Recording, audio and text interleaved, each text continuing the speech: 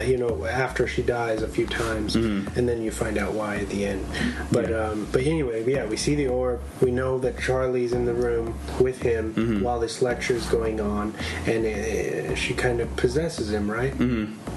Yeah, he starts hearing that sound all over the place. He starts. It looks like he's on drugs or something because he's just like looking everywhere. And then she makes him put his arm up in the air, right? Really fucked up. Weird. Position. Yeah, because it looks like he's raising his hand because the teacher calls on him. Yeah, it was hands all like. Hello. I wonder if he was able to do that to his face, or if that was some kind of prosthetics, or how they kind of tied his face, because he had this look on his face, like something was there. Yeah, like something was grabbing at his face, pulling at his mouth and pulling at his eye. Yeah. And then all of a sudden he just kind of snaps out of it, and his head just slams like right down into the desk. And I think it happens like twice, two more times. Yeah. Or it happens 2 times in total. And all the kids get up, and you see everyone's like, oh. This burst of desks move back, and he falls to the floor and kind of snaps out of it. Yeah. And he just starts screaming, Yeah. And then we cut to another scene. I think that's when they're in the car, or obviously the school's calling the house. The phone's just ringing. And then you see he's bandaged up. Yeah, he's bandaged. He broke his nose. Well, Annie was somewhere. I forget if that happens before or after the school, but Annie goes up into the attic because there's a weird smell in the house. That's and she right. goes up into the attic, and there's all these flies up there, and she stumbles across her mother's body. It's up there in the attic, except now it's missing its head too. Yeah.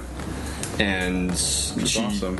There's some candles around it, and then that symbol again, I think it's painted in blood on the roof.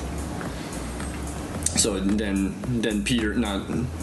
Steve comes home with Peter in the car, and he says, "Oh my God, I have to show you something." And they get inside, and you can see Steve's kind of just like what are you talking about? He doesn't believe it. Yeah. He's like, he's the kind just out of your shit, and like, this is insane. He thinks she's crazy. And, he doesn't believe that there's something wrong until he goes up to the attic, and then he thinks that she was the one who desecrated the mom's. Yeah.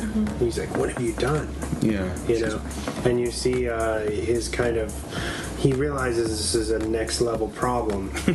And he says that he's going to get her help. Yeah. She obviously needs some help, and then that's when she knows that she needs to make a sacrifice in order to save Peter and to save her husband. She's like, something's wrong with Peter. They've done something to him. Yeah. She's like, and this book is connected. She's like, she knows that she's pouring lighter fluid all over the book, and she's like, we have to burn this. She knows if she throws it in, she's going to catch on fire, and but she's willing to sacrifice that to save the rest of her family. She thinks she's going to end up killing Peter because of the hex. Yeah. She thinks that he's doomed, so she's going to sacrifice herself with this book, and so she's practically begging Steve for quite a while. It's a long scene. He's holding the book, and she's like, throw it in. She keeps telling him, like, we have to stop this. It's going to end now. And then it's very, very uncomfortable because you go back and forth, and you're like, what is he going to do it? And he starts to. He grabs the book, and he's going to throw it in the fireplace, and he turns around and he says, you know what? I'm not going to do this with you. I'm not going to enable you anymore. And she's like, no, you don't understand. This is the only way. So out of spite, she grabs the book and throws it in the fireplace. And to her surprise, the dad, Steve, bursts up into flames instead of her. Yeah. Which is a very, very wild, creepy, crazy twist. And the look on her face when it happens. Yeah, the horror. Well, I mean, she was expecting herself. Yeah. And then once that happens, screaming, and then you see something happen. Yeah, she stops, like she got possessed. And then Peter wakes up. Peter wakes up in the middle of the night, and then he's like, Mom. Everything, the house is completely dark. Yeah. It's quiet, And you can basically just see what he's seeing. Going through the house, trying to investigate why is there no lights on? What's going on here? Creepy part when he's getting up and he's like looking around because he hears something, and then like he sits up, and then the camera kind of slowly zooms out, and you see behind his bed in the corner is his mom perched up on the like Spider-Man style on the wall, like watching him. Fucking creepy as shit. And if you're not really looking, you wouldn't even notice. I was looking for something, but I was expecting something to be like directly behind him, like ground level. Mm-hmm. And then Alyssa's the one who had seen it before. She's like, "Oh my god!" And I'm like, "What's going on? What's going on? What's going on?" I'm trying to scan the screen to see what's happening, and then it zoomed out all the way, and I could see her just there, and I'm like, "Oh fuck! Oh shit! This is fucking crazy." And then as Peter kind of looks in another direction, you can see her scurry along the wall, and so creepy and so quiet, like stealth mode. It's like we had talked about The Exorcist last year. It's very much like that spider walk down the stairs, only across the wall and out of the room. Oh my god. And then Peter goes downstairs. It's funny because when he's walking through the hallway, before he gets downstairs, he kind of creeps in to look into a room and then closes the door. Yeah, I think that was the grandmother's room. Yeah, that's the kind of thing that I would do. If I do that all the time going to my grandparents' house when I'm by myself, and there's a long hallway, and doors are always open. So I'm like, I'm closing this, so I know nothing's coming in this hallway when I'm here. But it was funny to see that because I could relate to him being like, oh, closing this door, looking in here, closing this door, and then you see him go downstairs, and you hear this crackling, kind of like wood, but it's not wood. It's the dad. Yeah, his body. Yeah, smoldering. You see, and that's very spooky image too. You can see the wedding ring still on his finger, and all decrepit. Yeah, And don't you see Annie on the ceiling? Like she's on the ceiling again. Yeah, she's on the corner because you don't see her at first, and then the camera kind of pans down. It goes down at an angle. Yeah, and then you can see. And Peter looks back and he sees one of the old man naked. The fucking weird ass dude from the funeral, which is another really scary part because you can tell someone's there, but you can't see them. He's perfectly. He's like this, but he's completely naked, an older But guy. he's got that creepy fucking smile. Yeah, man. From the funeral. Yeah, weird. He goes back. So it's a callback to the first part of the film, and then there's this long pause. Oh, that pause, yeah. And then he takes off running, and from behind him, Annie pops up, and she's fucking full sprint. Full sprint chasing him. She was running fast up those stairs. I was like, damn, if that was her, I don't know if it was her or not, the actress playing her, but she ran up those stairs pretty damn fast. But she was on his tail. We get, it kind of reminded me of Babadook a little bit. I still haven't seen that one. Yeah. I want to see it so bad, but I'm scared, man. Well, if you can handle this, you can handle that one. Okay. But anyway, going back to this story, yes. Peter makes it up to the attic, and he pulls those stairs up before she can. He retracts the stairs, and you hear this banging on the thing, and I'm like, oh shit, she's trying to get it, but she's like Spider-Man style, hanging onto the ceiling, smacking her forehead against the. And he's like, "Stop, Mom, go away!" And he even says, "Mommy." He's like, "Mommy," and you can tell it's like, oh, like it's kind of really into his feelings and super scared, and it was an intense scene. Yeah, he kind of reverted back to being a child. Exactly. That's the word I was trying to look for. Was pleading for her just to stop. Those few seconds when you see her head, just like ravaging. What that neck do? So iconic. Yes. So then he gets distracted and he looks around and he's like, "What the fuck is all this?" There's candles everywhere. He's walked into the worst part of the house. Fuck. And he's trapped. He looks down to where the body used to be, and you see like an outline, and then the candles are going kind of outline the body shape, and then it's a picture of him. Yeah, and then the eyes have been cut out or like burned out or whatever.